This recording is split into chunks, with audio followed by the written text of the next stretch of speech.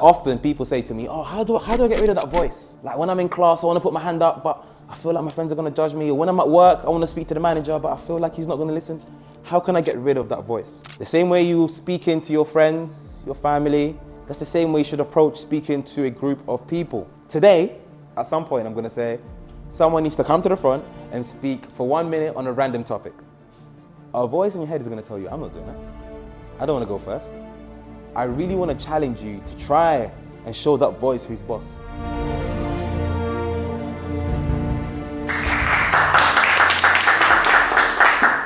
Much appreciated. What is on the agenda today? We're going to look at psychology of public speaking. So it's going to be good, it's going to be fun. So the first question that I really want to answer is why public speaking is important. So whether it's for social settings or professional settings, public speaking is truly what's going to make a difference between you being successful or like the average person. If you think about, there's always a leader in the group.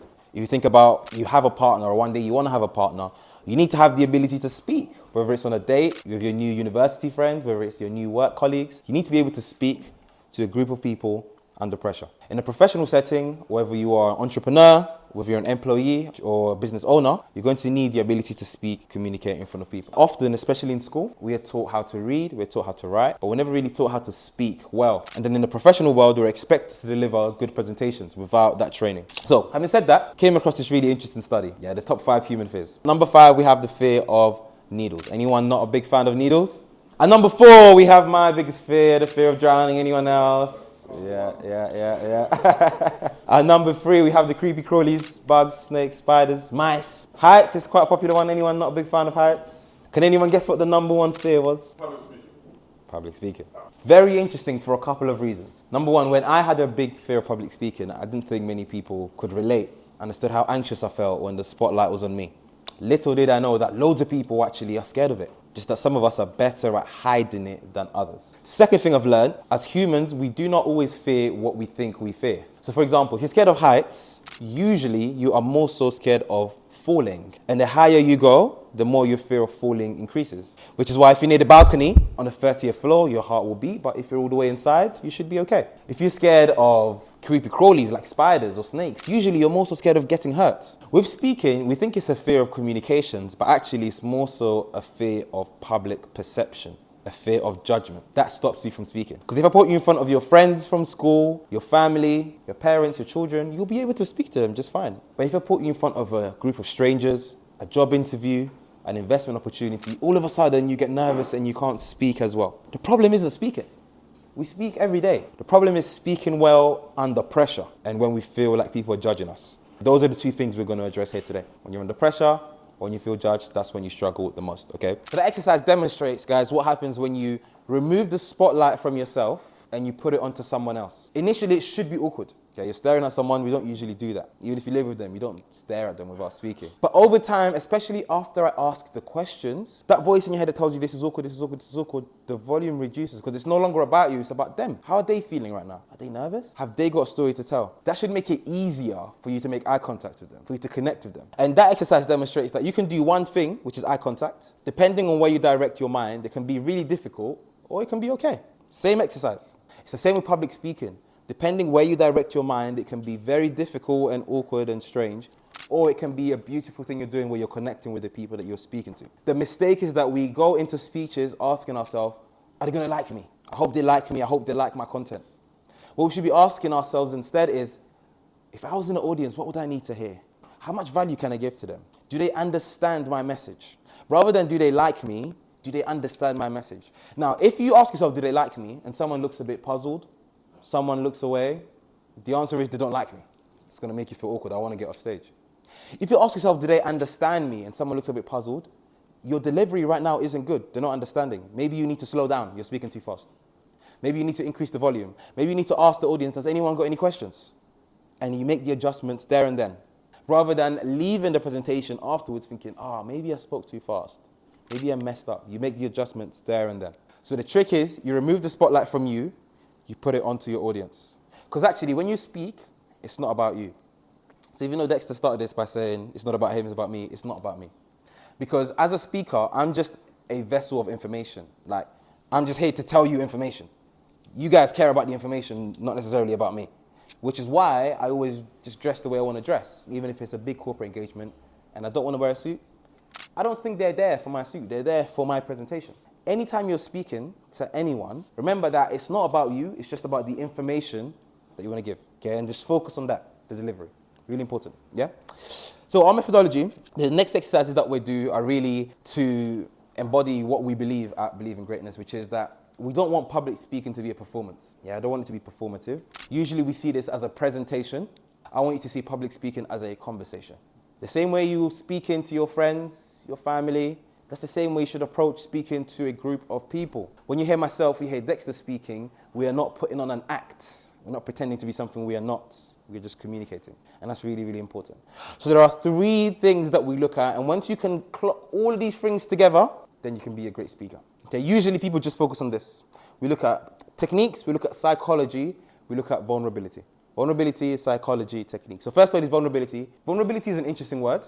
Before I started speaking, I thought vulnerability is something it's a word you give to people that are weak, that need help, they're vulnerable. When it comes to speaking, vulnerability means allowing yourself to be yourself without the need to put on a mask, to pretend. And especially people in our community, when we reach certain levels, we feel like we need to change. We need to adapt, and we need to switch to relate to the people that we're speaking to. I believe that you need to stay true to who you are. That is what true confidence is. I want you to remove that mask. Don't see this as a performance. And actually, the fact that we come from our community and we're different is a superpower, because you're going to stand out in a good way. You're going to be memorable. So I want you to see it as a weakness. I want you to see it as a strength. It takes courage to be seen and to really remove that mask.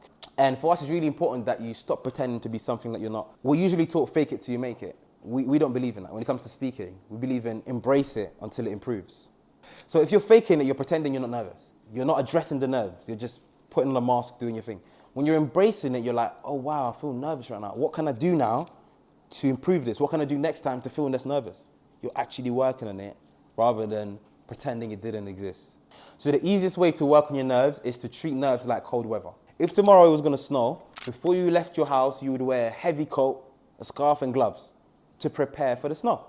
By the time you leave your house, you're still a bit cold because it's freezing, but because you've prepared, you can handle it.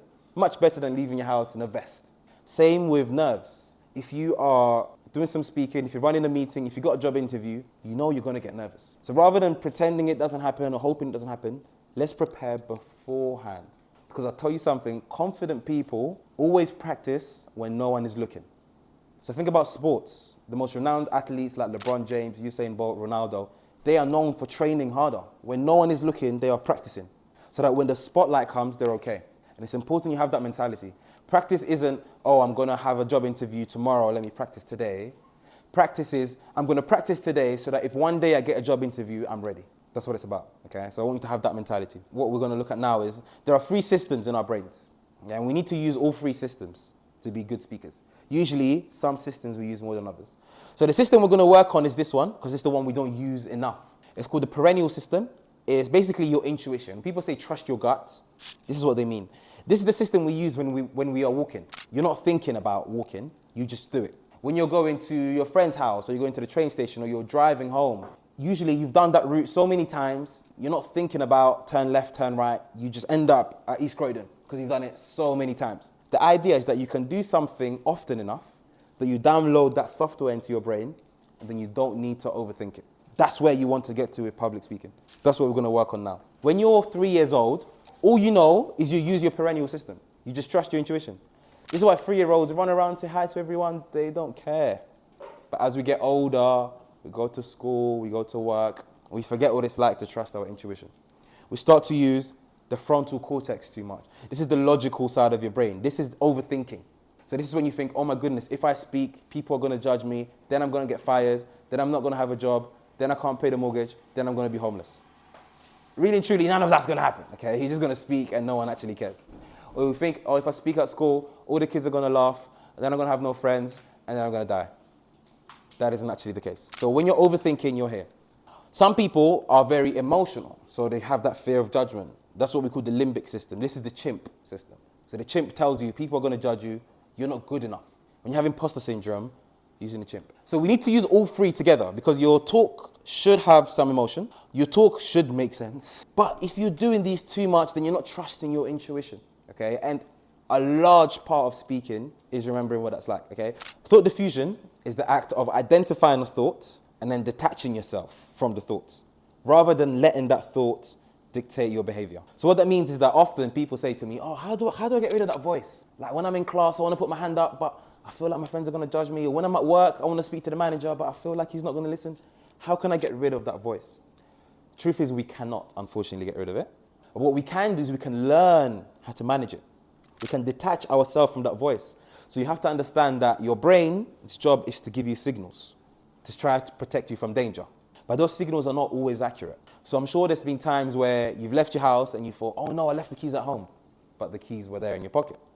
So your brain tricked you. Or there are times you're walking down the alleyway and you think, who's that? No one's there. Your brain tricked you. And a similar thing happens when you want to speak and then there is a voice in your head that tells you, don't do it. Because your brain's trying to protect you from danger, from judgment. But that's not you. That's not generally how you feel. That's your brain. So there's going to be a battle between you and your brain going on a regular basis. Your job is to win that battle. Today, at some point, I'm going to say, someone needs to come to the front and speak for 1 minute on a random topic. A voice in your head is going to tell you, I'm not doing that. I don't want to go first. I really want to challenge you to try and show that voice who's boss. Okay? Something I've done that works really well is I've given my brain a name. My brain is called Brian. And Brian is annoying. Yeah, so Brian will tell me I need to wear a suit for every engagement, even though I don't really want to. Brian will tell me I can't coach CEOs because they're twice my age, even though I have a skill that they want. Brian will tell me I haven't prepared enough, even though I've been preparing for weeks for this opportunity. What I have to do is say, Brian, not today. And there are days that Brian gets the better of me. Like maybe that's that party, my auntie's party. I should have gone out and spoke to more people. Brian was like, you always talk. Today, just don't talk. And I listened to Brian. But your job is to really fight whatever Brian you have today, okay? Because you will get a Brian.